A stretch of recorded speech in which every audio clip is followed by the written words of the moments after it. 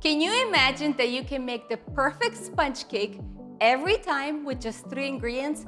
This will be the base for all of your baking. Hello guys, I am Natalia. I'm with Mom's Dish. We are all about crazy, easy recipes. And you say we're gonna be baking? Yes, baking can be crazy easy when it's just a few ingredients. So let's see what they are. Okay, here's a little story. We need 3 ingredients, but let me explain why I'm going into detail here. This recipe is pretty popular on the internet. We get so many questions about it on our blog, and I want to film a video to explain to you.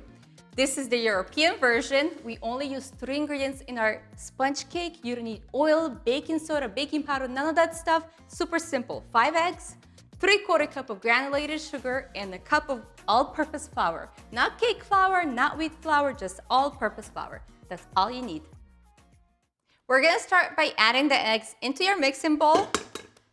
And you don't need to separate them. Sometimes in a sponge cake recipe, it tells you to separate the eggs. Not in this one. That's why it's so crazy easy.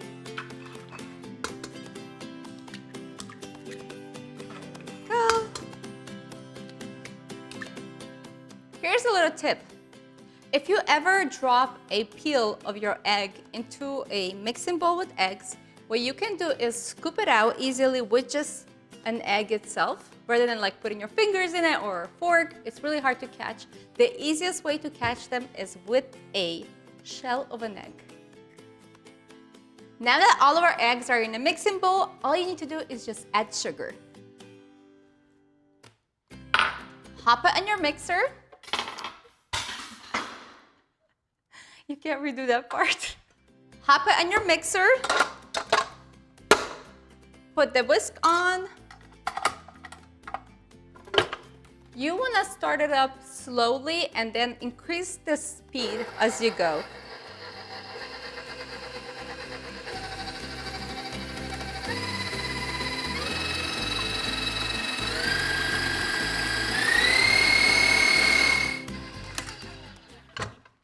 Egg batter is done, and here's how it should look like. I hope you can see it good on the camera. It took about 5 minutes, maybe 4 to 5 minutes on high. So this is how long it should take, but it's light and fluffy, and here's how you'll be adding the flour.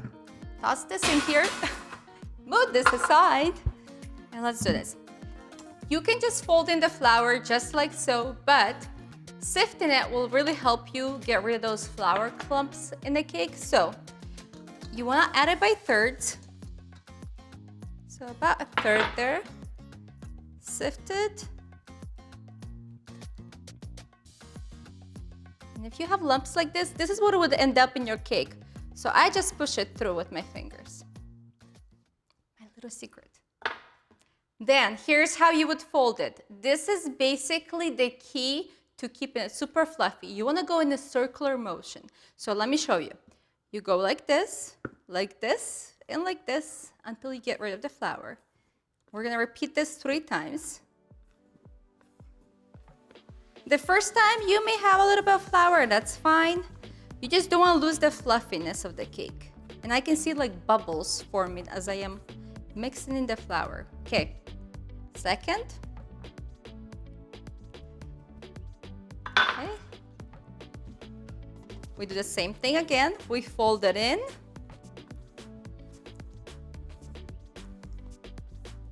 Third time.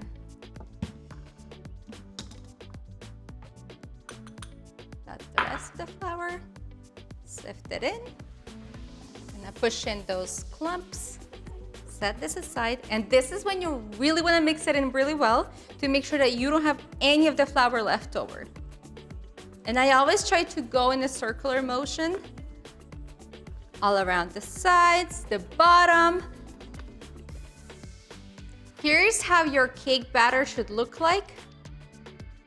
It's airy, it's fluffy. There's no lumps of flour, super perfect and smooth. A pan that's super useful for this recipe is the springform pan, because once it's baked, you just hop this open and it comes out. So really easy and super convenient. Let's pop this back in. Okay, another tool that you need is a parchment paper on the bottom. It's not necessary, but I like to use it because it's easier to remove it.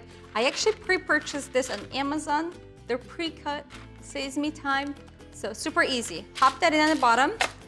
Once you line your baking pan, you want to spray the sides. If you're at home, just spray over the sink. That way it doesn't make messes all around your counter. But basically coat it so the cake doesn't stick. Pour in your batter into the pan. What I like to do is to make that leveled top, just do a little bit of a shake on top. There's a little bit of bubbles, not bubbles, but like bumps on top. So if you shake it slightly, just like this, perfectly leveled.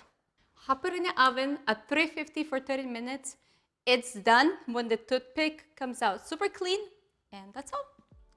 Once your cake is all done baking, just remove it from the pan and put it on a cooling rack. That way it cools off, and then you get creative. Somebody else can wash dishes too. But it's really up to you from now on. You can get creative, do whatever you want to do. And we also have a chocolate version, so let us know in the comments if we should make that together, or you can just get on our blog. We'll link to that and see the recipe. It's just one extra ingredient. And that's it for today. Did you guys like this? We are coming back with more. We just redid our whole slogan about crazy easy recipes, so there's more to come. We'll see you next week.